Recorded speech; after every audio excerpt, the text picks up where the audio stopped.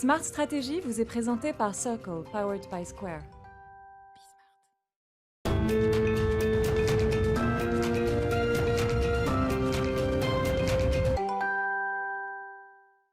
Salut à tous, bienvenue pour Smart Stratégie, l'émission qui décode les stratégies d'entreprise, des entrepreneurs, des managers. Gus Van Richtkevorsel est avec nous. Bonjour salut Stéphane. Gus, président, fondateur, président. Ouais, on peut dire Oui. Président fondateur de Circle Stratégie. Tu nous présentes, Gus, ton invité du jour que je n'ai pas le plaisir et l'honneur de connaître. Tout à fait. Alors c'est Melvina Sarfati El Grabi. C'est pas mal. Exact. Voilà. Bonjour Gus, bonjour Stéphane. Voilà, donc la DG de Deliveroo en France. Tu es toute fraîche, hein, parce que tu es là depuis 1 an, si je ne m'abuse. Exactement. Avec C'est le cas de le dire, Deliveroo, toute fraîche. Pas mal, ça démarre bien. Ça commence avec une pointe d'humour, vous voyez. C'est Ah non, mais il y a un boulot sur cette émission, les gars. C'est incroyable. Et du coup, et figure-toi qu'elle est passée dans le conseil en stratégie. Tu vois, comme quoi la vision du conseil, ça amène. J'ai lu une interview là d'une jeune entrepreneuse, c'était dans les Échos, ils ont fait là, les 10 de la tech qui vont compter, là, etc. Il y en avait une qui était passée chez McKinsey, Voilà. et elle disait, quand je suis sortie de McKinsey, en fait, je ne savais faire que des PowerPoint. C'est un petit peu réducteur. Je me permettrai de penser. Oui, mais j'ai trouvé ça frappé au coin du bon sens. Voilà. Non, mais écoute, figure-toi que c'est pas du tout comme ça qu'on fait notre métier. Mais c'est pas grave, j'entends. Donc voilà, Tu fais pas de PowerPoint ? Alors, on fait du PowerPoint, mais c'est pas notre métier. Notre métier, c'est ce qu'il y a à l'intérieur du PowerPoint, Stéphane. C'est toute l'intelligence, le jus qu'il y a derrière. Tu sais, le général James Mattis, hein, Mad Dog, là, le premier ministre de la Défense de Donald Trump, à l'époque où il commandait les troupes américaines en Afghanistan, avait dit le PowerPoint est le premier ennemi de l'armée des États-Unis d'Amérique. Ouais, je suis d'accord. Parce qu'il disait que le conflit afghan, en fait, vous le mettez pas dans un PowerPoint. Tout à fait. Et si vous essayez, et ils essayent de le mettre dans un PowerPoint, Complètement. et ça marche pas, et donc on fait des conneries. c'est un Ce qui est support. une belle leçon de stratégie, je trouve intéressant. Pardon, Pardon, Melvina. Je raconte ma vie. Donc, DG de Deliveroo, c'est une boîte qui est en croissance incroyable. Il y a 5 ans, Deliveroo n'existait pas, c'est ça sur le marché français. Deliveroo est né effectivement en 2015 en France. 2015, incroyable. Et en Angleterre, il y a combien de temps ? Peut-être l'année d'avant. L'année d'avant. Voilà. Qui va faire une entrée en bourse dans les 12 mois qui viennent, là, c'est ça? Alors, ça fait partie des options que l'on étudie. Voilà. Donc, c'est une éventuelle entrée en bourse. C'est ça. Et donc, si tu peux nous donner quelques chiffres, juste pour qu'on comprenne un peu la taille de Deliveroo et ce qui s'est passé sur les 5 dernières années. Avec plaisir. Donc, Deliveroo est né en France, je vais vous dire, en mars 2015. Donc, on va bientôt fêter nos 6 ans.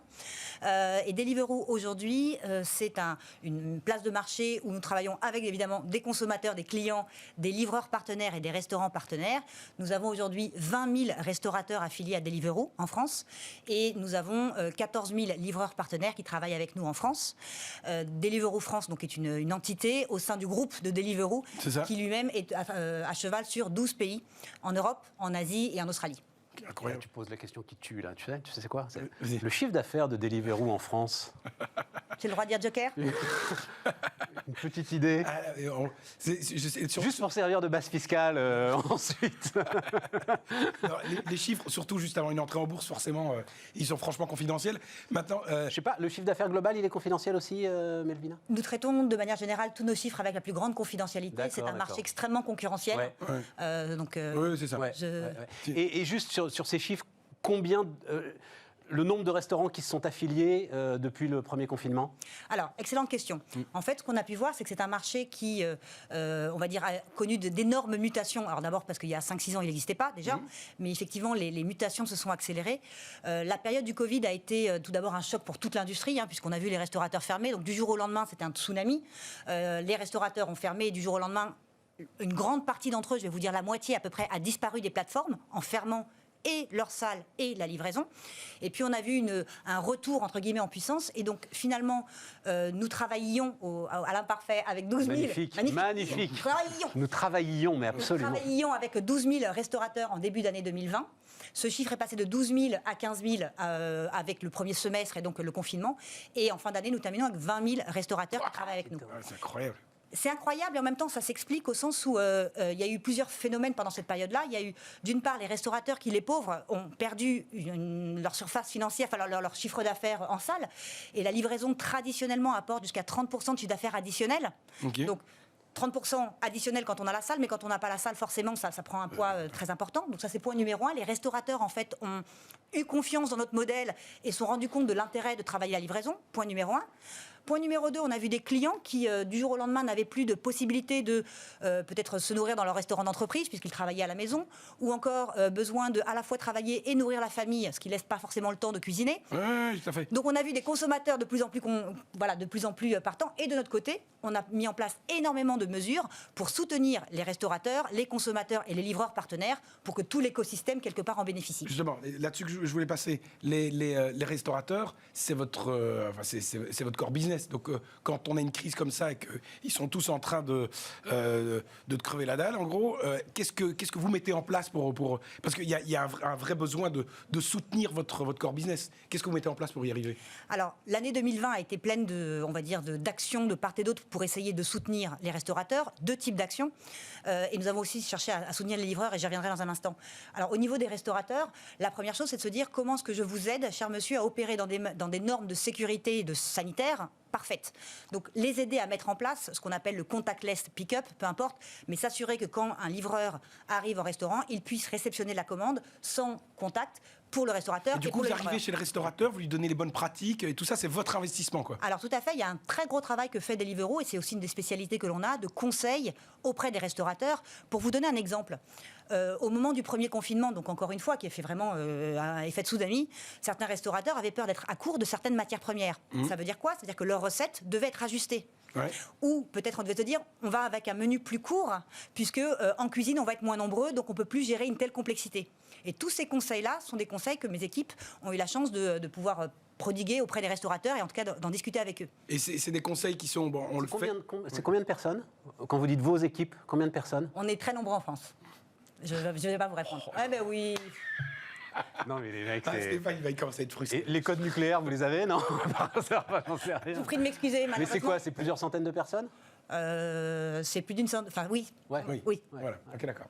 Donc c'est des équipes importantes, mais du coup, ces services-là, est-ce qu'ils sont valorisés par les restaurateurs, ou bien c'est un truc qu'on fait parce que il faut le faire parce que c'est un peu compliance, ou bien c'est vraiment une demande de vos restaurateurs partenaires? Ils disent sans vous, j'y serais pas arrivé, quoi.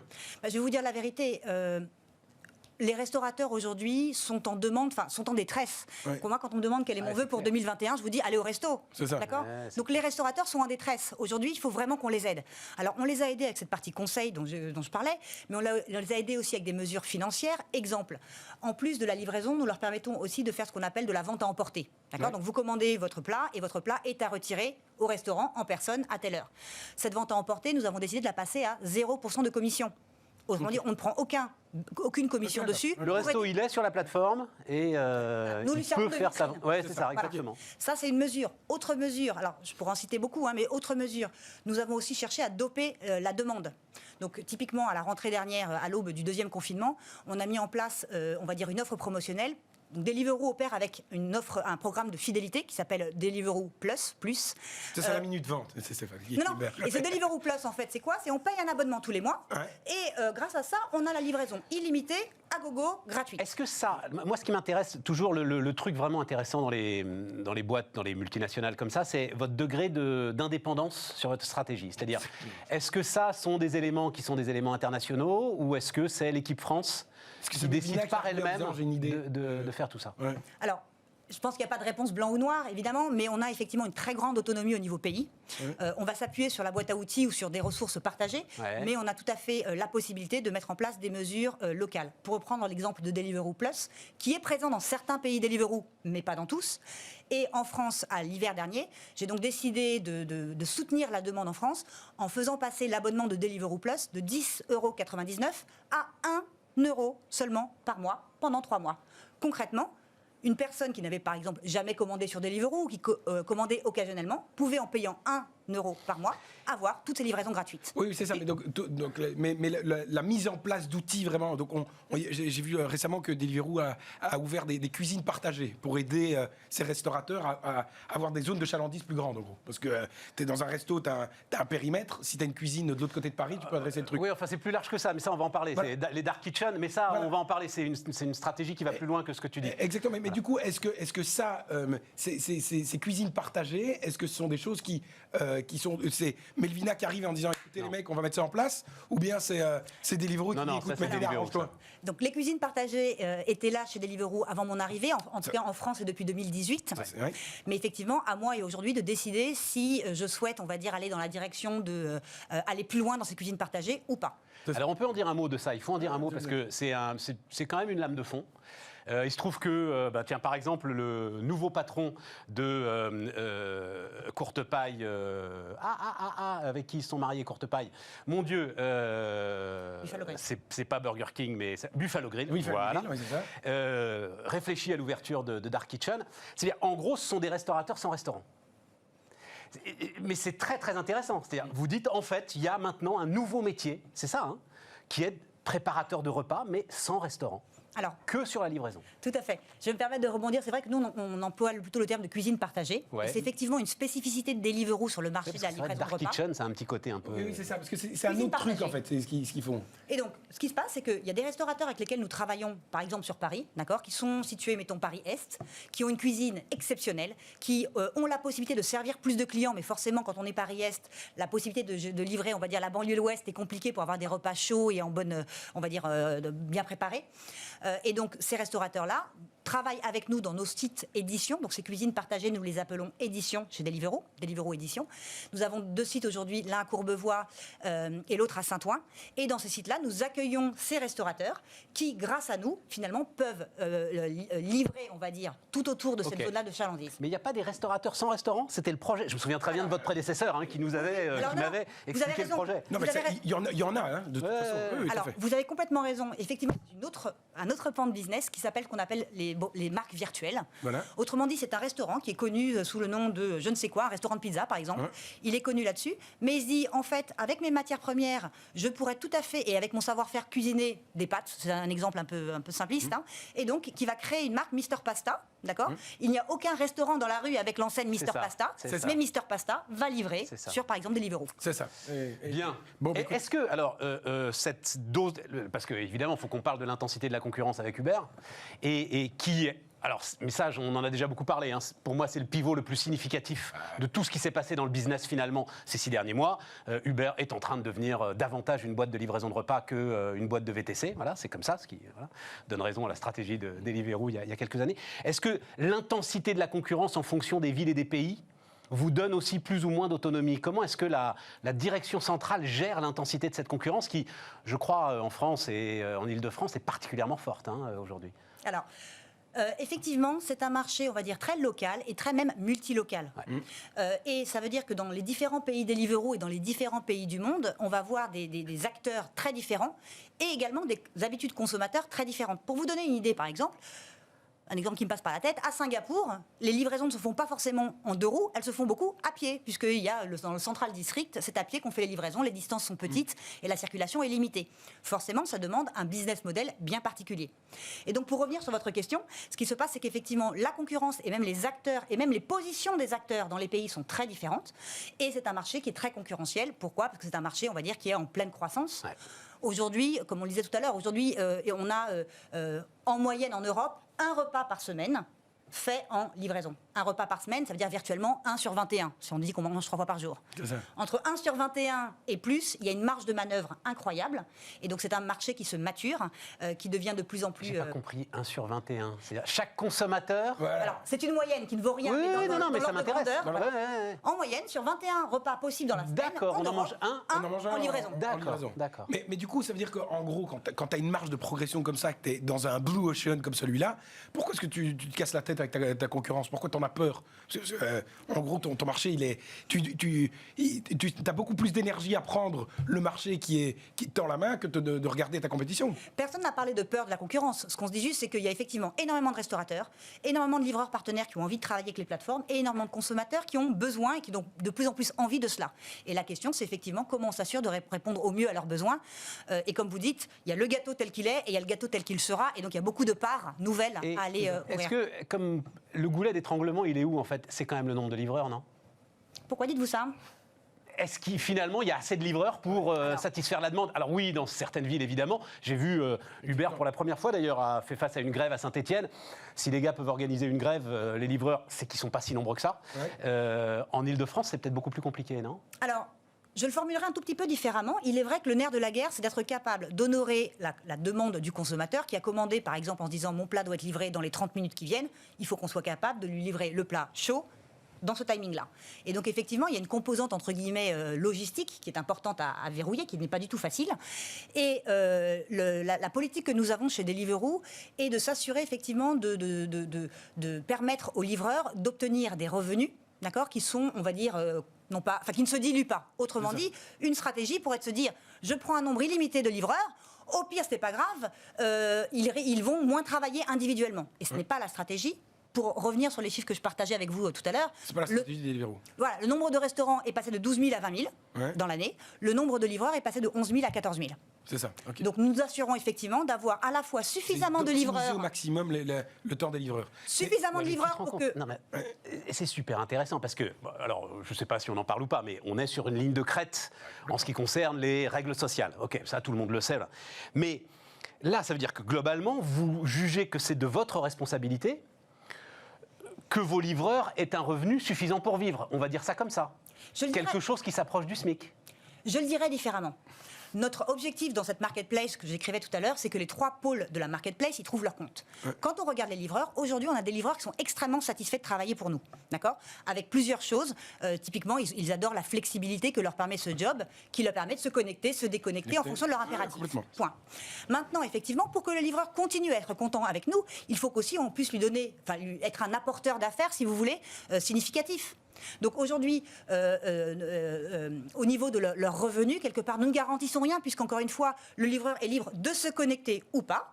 En revanche, un livreur qui se connecte est en droit d'aspirer à avoir des revenus corrects, et c'est ce que nous cherchons à avoir. Et ça, vous le garantissez? Si je me connecte pendant 8 heures par jour sur la plateforme, et je dis, moi, je me connecte 8 heures, si j'ai 0 deal sur toute la journée... Alors, ça n'arrivera pas. Ça n'arrivera pas. Mais il n'y a pas de problème. Ça n'arrivera pas. Ça n'arrive pas. Non, ça n'arrive pas. Mais effectivement, c'est un travail, on va dire, permanent. Parce que la compétition, elle est là. Parce qu'il y a chacun qui arrive avec des meilleurs deals, parce qu'en gros, celui qui bosse pour Uber Eats, il bosse pas pour toi, enfin, pas spécialement, en fait. Alors, en fait, ce qui se passe, c'est que beaucoup de livreurs sont multiplateformes. Il faut. Voilà, et décident d'arbitrer entre une course et une autre en fonction de plein de critères. C'est ça. Il faut qu'il soit multiplateforme. On est d'accord, hein? Il faut qu'il soit multiplateforme, parce que s'il ne travaille que pour vous, alors là, pour le coup, le risque de ce qu'on appelle la requalification, il va être encore plus important. Alors, je ne souhaite pas, on va dire, rentrer dans ces détails-là, mais si vous voulez, on peut. Mais c'était pas, on va dire, l'état d'esprit. Mais ceci dit, non, il se peut très bien qu'un livreur choisisse de ne travailler que pour vous, avec quelqu'un. Avec un seul prestataire. D'accord. Pas de problème. Et vous risquez pas la requalification à ce moment-là? À partir du moment où il a complètement le choix et qu'il pourrait passer demain à faire plus. Mon ami, si les tribunaux étaient rationnels, ça se saurait. Non, mais donc voilà, on parlait de soutenir tes restaurants et du coup tes coursiers, donc ça c'est très bien. Maintenant, il y a un autre aspect dans le business qui est intéressant qu'on commence à voir, c'est le B2B qui vient arriver. C'est-à-dire que vous avez ouvert récemment le retail. Qui a commencé à venir se plugger. À la base, je travaille qu'avec des restos. Maintenant, tu commences avec des retail. C'est quoi le move qu'il y a eu là derrière? C'est quoi des retail? C'est quoi des retail? Carrefour, Aldi, ces gens-là qui disent en fait, moi je vais ouvrir une boutique sur Deliveroo, quoi. Et donc tu peux aller faire tes courses chez Aldi. Alimentaire. Alimentaire. Alors. Je savais pas ça. C'est un très, très bon point que vous faites. Donc c'est un marché qui est plein d'opportunités. Voilà. La verticale, on va dire, de Deliveroo, c'est vraiment autour de la food, d'accord, et donc effectivement de l'alimentaire et de la gastronomie. Dans cette verticale-là, on a parlé tout à l'heure de notre core business, qui est effectivement cette marketplace entre les consommateurs, les restaurateurs et les livreurs partenaires.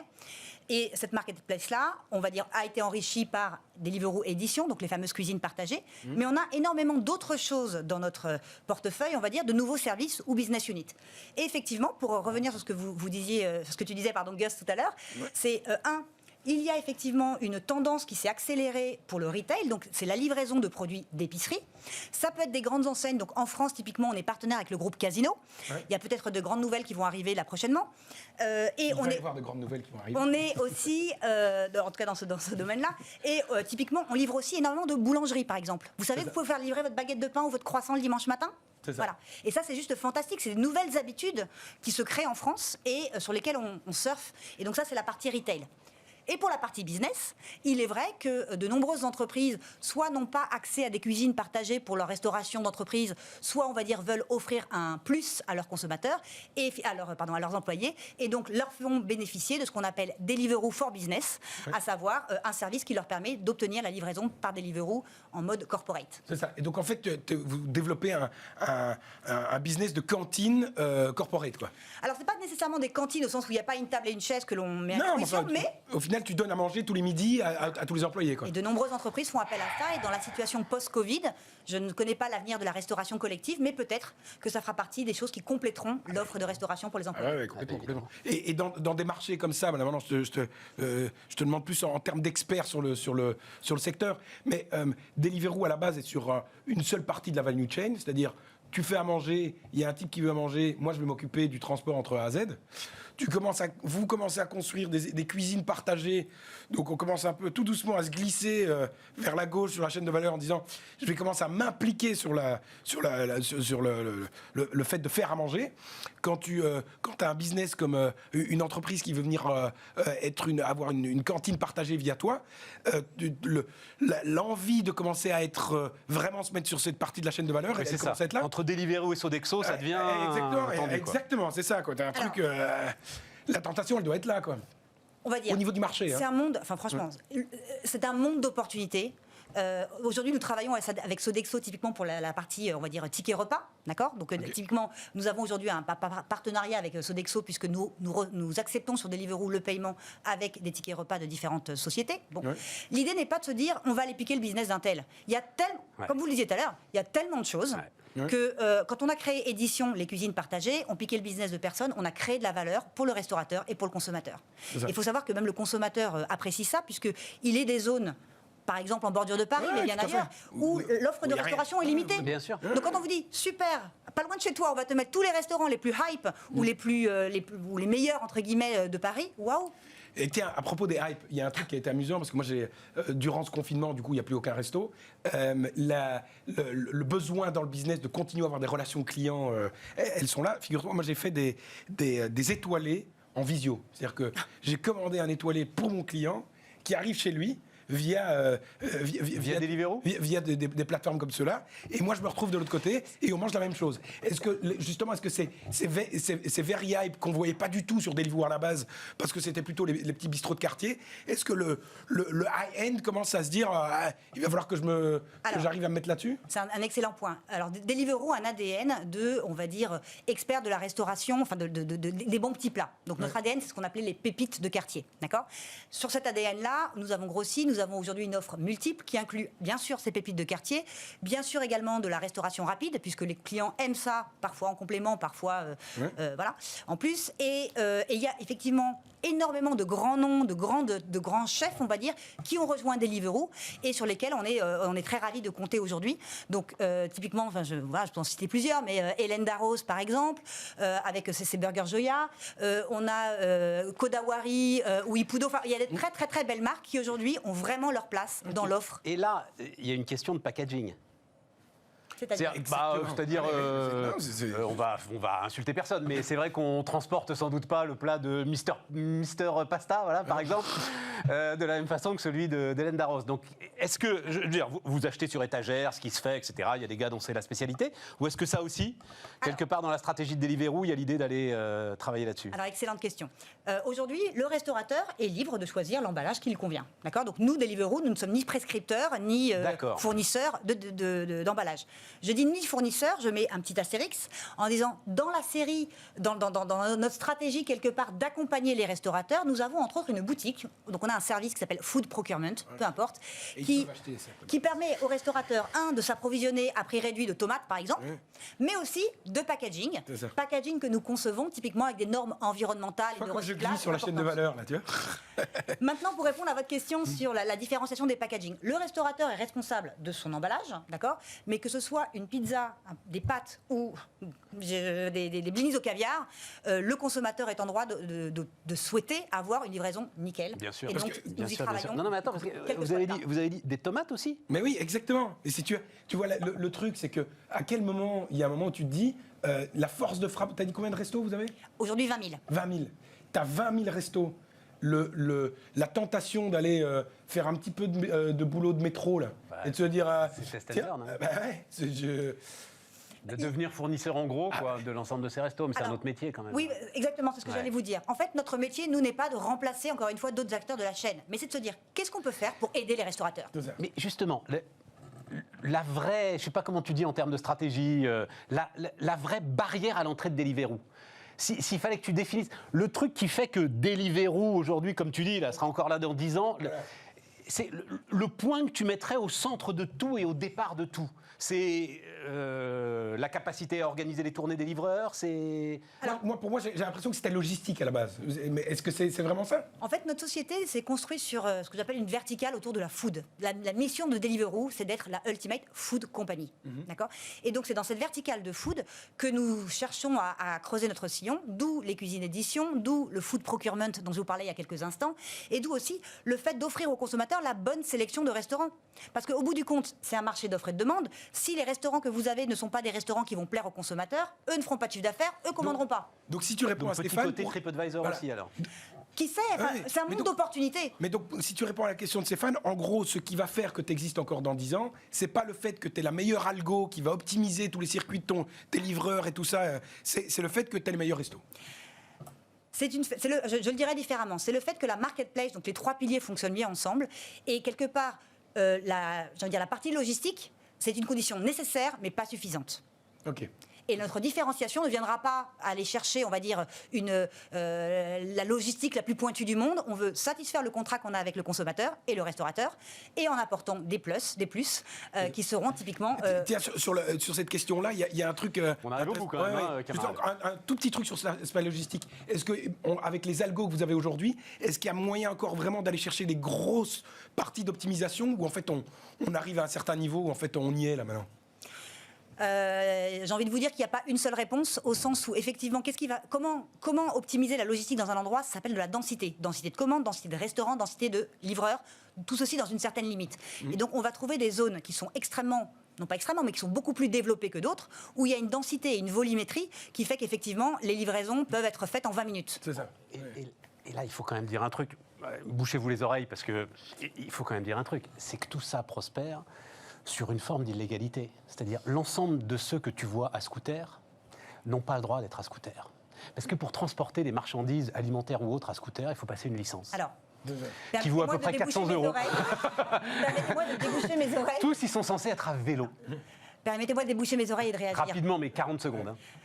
Les lois, donc notre façon de travailler avec les livreurs, c'est que les livreurs se doivent d'être en accord avec la réglementation et de choisir leur véhicule et d'être en accord avec la réglementation. Ceci étant dit, il y a des éléments de réglementation qui sont en train d'évoluer. La loi L'Homme, par exemple, va dans cette direction. Puisque quand on livre un matelas et qu'on livre une canette de coca, c'est pas nécessairement exactement la même livraison. Et donc la réglementation est en train d'évoluer là-dessus. D'accord, mais pour l'instant... oui, mais après... je ferme la parenthèse. Il fallait juste le dire. Voilà. Non, ce qui limite aussi, tu comprends, derrière l'ensemble des projets que tu veux faire, mais c'est ça qui est passionnant, c'est la ligne de crête quand même. Complètement. Écoute, ça porte un terme, ça s'appelle la croissance pirate. Xavier Niel l'a très bien théorisé, les radios libres dans les années 80. Tout à fait. Et ça s'appelle l'innovation, et l'innovation, ça casse des codes. Tout à fait, c'est fini les amis. L'innovation, ça casse les codes, et on se retrouve avec un philosophe belge la semaine prochaine. Exactement. Voilà. Bonne semaine à vous. Bonne semaine. Smart Stratégie vous est présenté par Square.